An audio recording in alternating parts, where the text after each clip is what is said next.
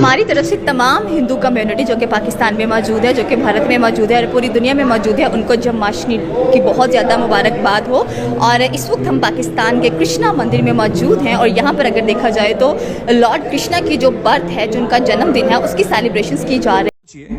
अरब की रेत, जहां सदियों से बस अजहान की गूंज सुनाई देती थी, वहां अचानक जय श्री कृष्ण की मधुर धुन गूंज उठी।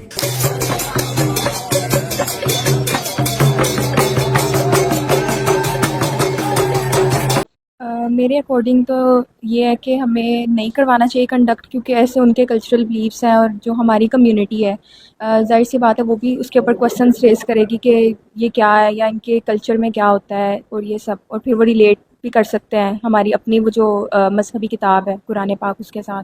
तो आई थिंक ये जो है ये चीज़ नहीं कंडक्ट करवानी चाहिए।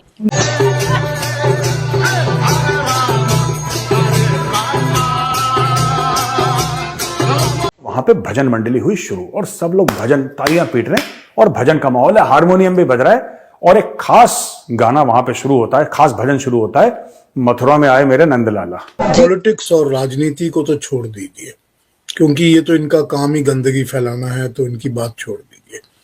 मैं दोनों में से किसी भी पक्ष की पॉलिटिक्स की बात कहता हूं कि छोड़ देनी चाहिए। जय हिंद दोस्तों, जन्माष्टमी के दिन देखा गया कि दुनिया में यूरोपियन देश, अमेरिकन देश, यहाँ तक कि अरब के बहुत मुस्लिम देश भी सनातन धर्म के जन्माष्टमी को बड़े ही धूमधाम से मनाया। अच्छा लगा ये देख के भी कि पाकिस्तान में रहते हिंदू लोग भी वहाँ के मुस्लिमों के साथ मिलकर जन्माष्टमी को आनंद के साथ मनाया।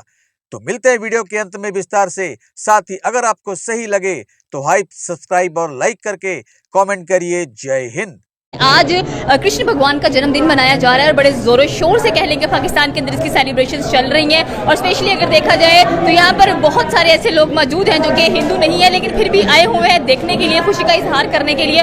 और जिस तरह से इस त्यौहार को सेलिब्रेट किया जा रहा है पाकिस्तान के अंदर, क्या कहना चाहते हैं इसके ऊपर? जी बिल्कुल, जैसा कि यह त्यौहार है जिसका नाम है कि जन्माष्टमी, इसको कहा जाता है Shri Krishna Janmashtami, which is the birthday of Shri Krishna. जो कृष्ण जी जो थे वह भगवान श्री कृष्ण को योगीराज भी कहा जाता है और उनकी जो टीचिंग्स थी, उनकी टीचिंग्स यूनिवर्सल टीचिंग्स थी।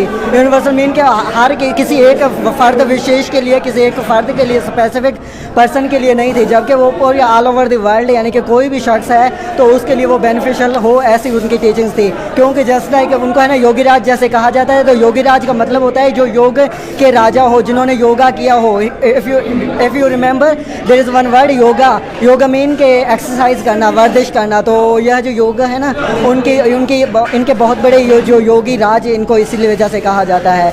तो यहाँ पर जो जन्माष्टमी का सेलिब्रेशन किया जा रहा है वह यहाँ पर क्रिश्चियंस भी हैं, मुस्लिम्स भी हैं, हिंदू भी है और सिख भी हैं। तो सभी है जो कि यहाँ पर उपस्थित हैं और सभी की यूनिटी है और सभी है जो कि बहुत ही आदर सत्कार करते हैं, रिस्पेक्ट करते हैं। Due to that reason all of these are at here to celebrate this fantastic festival.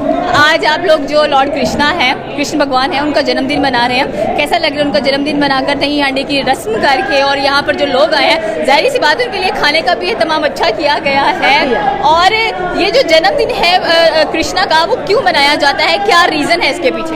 ये जी कृष्ण का जन्मदिन इसलिए मनाया जाता है, ये ना कृष्ण जी द्रौपदी के यहाँ पैदा हुए, तो फिर इनको यशोदा मैया ने और उनके पति ने पाला, तो इसके लिए इनका जन्मदिन है ना। इनका मामा कंस था जो इनको मारना चाहता था, तो ऐसा नहीं हुआ, वो पल गए, उनका नाम होना था, तो आज इसलिए उनकी जय जयकार हो रही है। कहते हैं ये विष्णु का 8वां अवतार है। हाँ जी, विष्णु भगवान का। विष्णु भगवान के ये 8वां अवतार है। पाकिस्तान में रहते हुए हिंदू कम्युनिटी कैसी सेलिब्रेशंस कर रही है, कैसा फील होता है? सब अच्छा है। सब अच्छा है। क्यों नहीं अच्छा? ये हमारी जन्मभूमि है, पाकिस्तान हमारा है। ये किसी का ये तो नहीं है कि आप लोगों का हमारा नहीं है, सबका है। अभी मैंने एक कह लें कि खातून से बात की जिन्होंने कहा है कि भारत को हमारे वीज़े खोले चाहिए ताकि हम भी वहाँ पर जाकर गंगा स्नान करें, विसर्जन करें अस्थियों को। तो इसके बारे में क्या कहना चाहते हैं कि आज इतनी बड़ी खुशी का मौका है, भारत के लिए क्या पैगाम देना चाहेंगे, बल्कि पूरी दुनिया में जहाँ जहाँ हिंदू बसते हैं उनके लिए क्या पैगाम देना चाहेंगे? जी, जैसा कि हमारे सनातन धर्म का जो है ना उद्देश्य यही है कि सर्वे भवन्तु सुखिनः, सर्वे सन्तु निरामया, सर्वे भद्राणि पश्यन्तु, मा कश्चित् दुःखभाग् भवेत्। या सिंपल में हमारे वेदों में जो 4 वेद है, बेसिस ऑफ सनातन धर्म, उसमें कहा गया है कि वसुधैव कुटुंबकम, अर्थात पूरी दुनिया जो है वो एक फैमिली है, पूरी दुनिया एक ख़ानदान है, एक ही फैमिली है। तो इसी तरह ना चाहे वो भारत हो या फिर कोई भी देश हो, तो सबके साथ हमें एकता के साथ एक गुड रिलेशन के साथ रहना चाहिए। और उनसे भी यानी कि विनती यही है कि वीज़े है जो कि खुलने चाहिए। वैसे वीज़े तो खुले हुए हैं, ठीक है, क्योंकि हमारे जो डिप्लोमेटिक रिलेशंस हैं वो अभी तक बरकरार ही हैं और उनमें कमी खामी आती रहती है, मगर फिर भी अभी तक इट डज़ नॉट मीन कि वो मुकम्मल तौर पर बंद हो चुके हैं, क्योंकि हमारी जो पॉलिसीज़ हैं, हमारे जो डिप्लोमेटिक रिलेशंस हैं वो हैं बिल्कुल अभी तक भी वैलिड ही है। हमने ऐसे तो नहीं कहा कि ये सिर्फ हमारा है, ये सबका है। क्योंकि हम लोगों ने यहाँ पे ये पार्टीशन से पहले का मंदिर है, जब तो ये छोटा हो गया वहाँ तक था, तो इसको नया डॉक्टर साहब ने करवाया था डेवलप, डॉक्टर मुनव्वर चांद, उनकी बड़ी ख्वाहिश है, मैं उनकी मिसेज हूँ। और हम अच्छे तरीके से यहाँ पे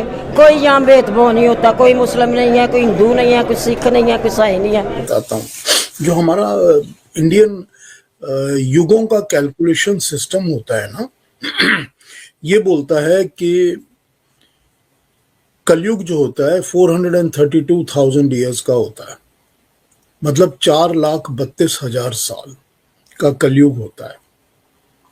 और कलयुग को स्टार्ट हुए 5,200 साल हो गए हैं, तो अभी इतने साल बाकी हैं। ये हमारा कैलकुलेशन का सिस्टम है। और कलयुग से डबल साइज होता है द्वापर युग का, तो 8,64,000 साल का द्वापर युग हो गया। और उससे उस 8,64,000 में आप फिर 4,32,000 और जोड़ दीजिए, तो 12 लाख का जो मिलेगा आपको 96, वो होगा आपका साइज ऑफ त्रेता युग। और उसके पहले सतयुग। तो जो त्रेता युग था उसमें भगवान राम हुए थे। तो अगर हम अपना सिस्टम कैलकुलेशन करते हैं तो हमको ये पता चल जाता है कि कम से कम तो 9 लाख साल भगवान राम को हो चुके। And if you go by the calculations done by even the non-Indian background, जो 1999 में 1998 में हमने एक देखी थी रिपोर्ट जो कि नासा वालों ने पब्लिश की थी अबाउट दैट पत्थरों का ब्रिज जो बनाया गया था रामेश्वरम और लंका के बीच में, श्रीलंका के बीच में। तो नासा वालों ने एक रिपोर्ट इश्यू की थी कि उनको सैटेलाइट इमेज ऊपर से दिखती है और उनको वो ब्रिज दिखता है, तो कहते हैं वो ब्रिज पत्थरों का है और पत्थर डूबे हुए हैं और वो दिख रहे हैं कि एक ब्रिज बना हुआ था वहां पर। और वो ब्रिज, वो कहते थे कि वो जो पत्थर डूबे हुए हैं उन पत्थरों को डूबे हुए 11 लाख के आसपास साल हो चुके। तो दोस्तों, पिछले कई दशकों से यूरोप और अमेरिका में हिंदू सनातन धर्म के आचार और बौद्धिक विचारों से लोग बहुतायत से प्रभावित हो रहे हैं।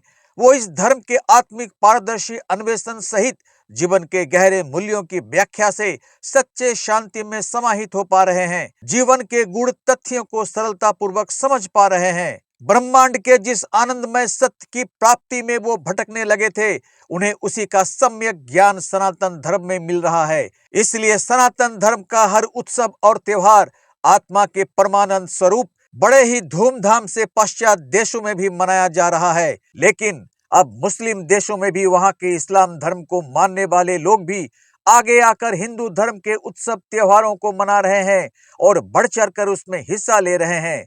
इसमें Saudi Arabia, Kuwait, UAE, Bahrain, Indonesia, Malaysia जैसे देश भी शामिल हैं। अगर इस विषय पर पाकिस्तान की बात करें तो वहां तो हिंदू रहते ही हैं, हालांकि उनकी जनसंख्या मात्र अब 3% ही है। पाकिस्तानी हिंदू तो जन्माष्टमी का त्योहार मनाते ही हैं, साथ ही वहां अब शिक्षित और कट्टरपंथी संस्कारों से मुक्त मुस्लिम युवा वर्ग आगे आ रहे हैं और अपने देश के हिंदू भाइयों के साथ मिलकर सभी धर्मों का सम्मान करने का नारा लेकर एक नए पाकिस्तान का निर्माण करने के बारे में गहरी सोच रखने की कोशिश कर रहे हैं। लेकिन कहां तक और कब तक उनको सफलता मिलेगी, ये आने वाला वक्त ही बताएगा। और अगर पाकिस्तान में इन जैसे लोगों का प्रयास सफल नहीं हुआ तो पाकिस्तान का विनाश कोई भी नहीं रोक पाएगा। मिलते हैं अगली वीडियो में, तब तक जय हिंद, जय भारत।